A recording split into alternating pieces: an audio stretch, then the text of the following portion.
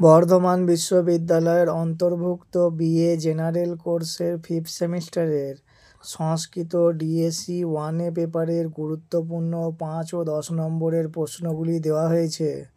যে সমস্ত শিক্ষার্থীদের এই বিষয়টি আছে তারা দেখে নাও।